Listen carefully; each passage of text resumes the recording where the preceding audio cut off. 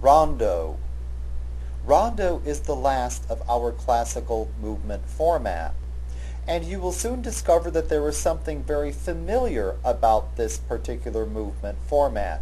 For example, the word itself reminds you of the very first movement format that we examined in this course, ritornello. Both of them begin with an R and end with an O. In fact, rondo is a ritornello principal movement format. And you'll see this when we consider the typical plan of such movements.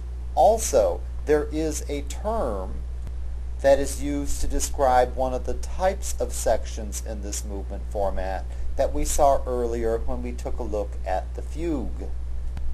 The word rondo itself is an Italian word, and it comes from the French word rondeau, which simply means round, and it means round in the sense of poetry. A poem that has a rounded form, or a rondel, is a type of poetry in which the first one or two lines of the poem keep recurring at regular intervals throughout the work. Basically, if something keeps coming back, it appears to be going around in circles and coming round again.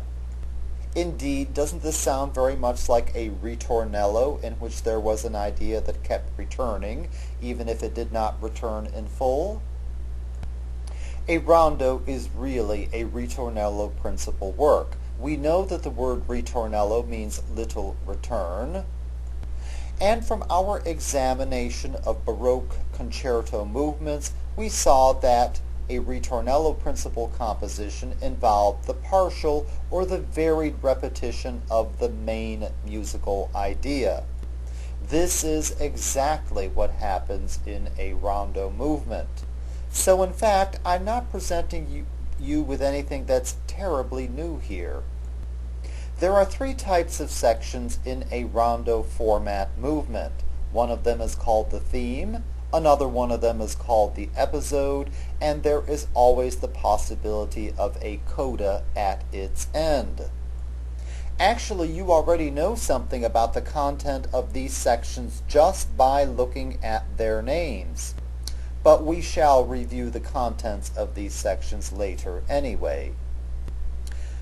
There are many possibilities for the plan of a rondo format movement.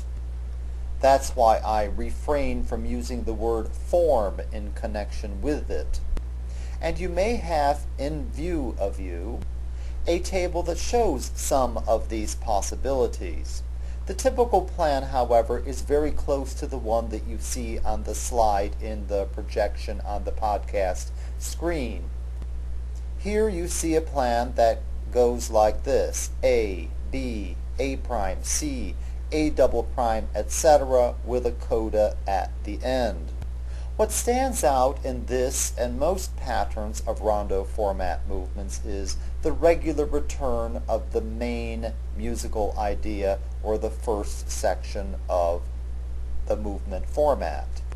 The theme, the A section, recurs again and again throughout the movement in a more or less regular way, but as you can see, when it recurs in the movement, or when it returns, it does not necessarily return exactly as it appeared the first time around. Hence, it's A prime, A double prime, etc. It's very clearly a ritornello principal movement. Let's examine each of the sections of this movement format in detail, and as we do so, I ask you to record what you have learned about these sections in a table of the sort that you see given above your podcast screen. Simply copy something into your notes of that sort and add the information to it as we go through the rest of the presentation. We're going to take a look at the section letter name, the name of the section, as well as the content of each of the sections. You have one line of the table that you can devote to each one of these things. You have seen this particular array of section letter names before. I made you copy it down when we took a look at ritornello principal movement formats back in our look at Baroque instrumental music, and you saw it just a minute or so ago in this presentation in the typical plan of a rondo movement format. Here it is again: A, B, A prime, C, etc., with a coda at the end. Again, you can see with this recurrence of A at regular intervals throughout the work that this is a ritornello principal movement format. Notice how many times I've said ritornello principal movement format. Now the section names are simplicity itself.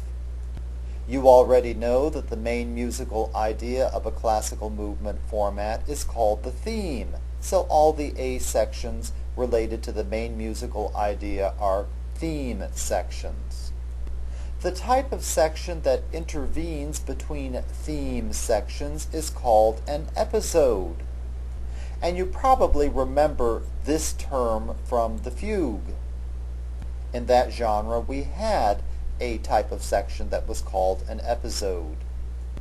Finally, the last section of this movement format is the coda, and the coda is exactly where it should be at the very end of the movement.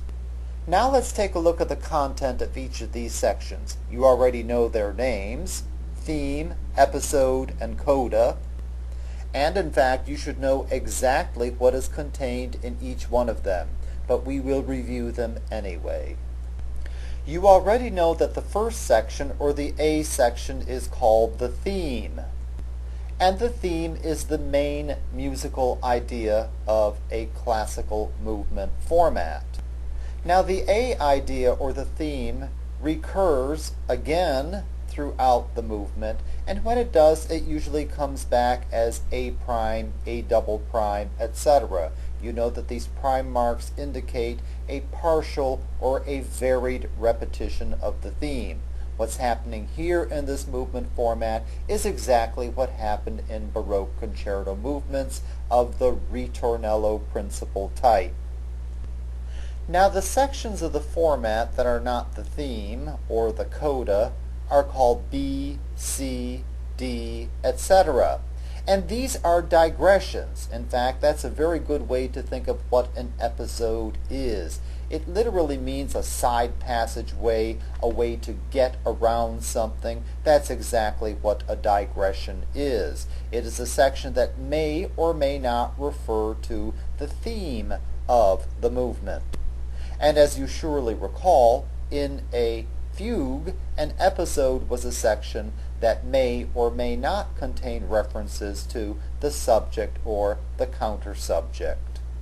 So this movement format, very much like a ritornello principal concerto movement or a fugue, consists largely of the alternation between two kinds of sections: theme sections and episode sections.